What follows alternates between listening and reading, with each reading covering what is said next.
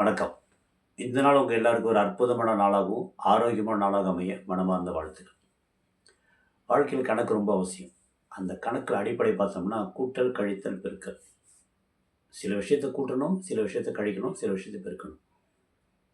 அது நம்ம வாழ்க்கைக்கு பார்த்தோம் அப்படின்னா தேவையான விஷயத்தை கூட்டவும் பெருக்கவும் செய்யணும். தேவையில்லாத விஷயத்தை கழிச்சிக்கிட்டே வரணும்.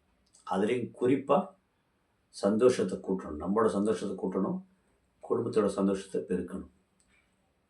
சந்தோஷம் நினச்சிக்கிட்டு எதெல்லாம் பண்ணிகிட்டு இருந்தாலும், பசங்களாகட்டும், நீங்களாகட்டும், நானே பண்ணிகிட்டு இருந்தால் கூட அதை நிறுத்தணும். இல்லையா படிப்படியாக கழிக்க ஆரம்பிக்கணும். இன்றைக்கி எப்படி போச்சுன்னா, இன்றைக்கி சந்தோஷம் அப்படின்னாலே ஒரு ட்ரீட்டு.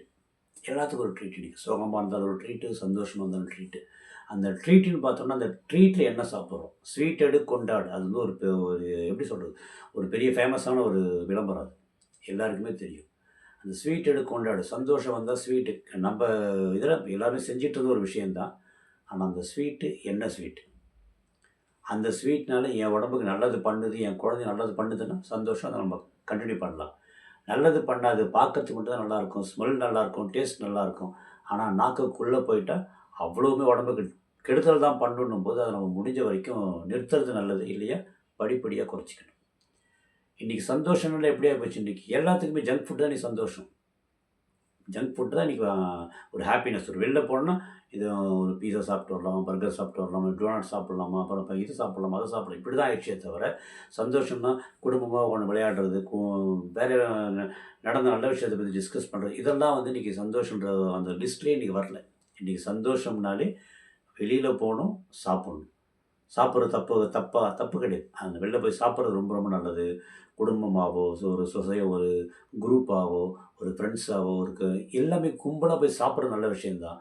ஆனால் அந்த சாப்பிட்றதுல என்ன சாப்பிட்றோம், அதை ரொம்ப ரொம்ப கவனித்து தேர்ந்தெடுக்கணும். நல்ல விஷயத்த சாப்பிட்டோம்னா உடம்பு நல்லாயிருக்கும். உடம்பு நல்லா இருந்ததுன்னா நம்ம என்ன நினைக்கிறோமோ அதை நம்ம செய்ய முடியும். உடம்பு ஆரோக்கியமாக இருக்கும்பொழுது இன்னும் எக்ஸ்ட்ரா நம்ம வந்து ப்ரொடக்டிவாக இருக்க முடியும். நல்லா திங்க் பண்ண முடியும். நமக்கு வந்து நம்ம ஃபேமிலிக்கே நம்ம ஒரு நல்ல ரோல் மாடலாக இருக்க முடியும். அதை விட்டுட்டு சந்தோஷம் நினச்சிக்கிட்டு எதெல்லாம் உடம்புக்கு நல்லது இல்லையோ அந்த ஜங்க் ஃபுட்ஸ் நிறைய சாப்பிட ஆஸ் அ பேரண்ட்டாக, ஆஸ் அ அடல்ட்டாக பெரியவங்க சாப்பிட ஆரம்பித்தேன். சின்ன பசங்க அதை தான் அப்படியே பண்ணுவாங்க. நம்மளோட திருப்பி கேள்வி கேட்க கூட முடியாது அவங்கள. அப்போது அவங்களுடைய வளர்ச்சி பாதிக்கப்படும், அவங்களுடைய மெமரி பாதிக்கப்படும், அவங்களோட டைஜஸ்டிவ் ட்ராக் பாதிக்கப்படும், ப்ரொடக்டிவாக இருக்க முடியாது அவங்களால.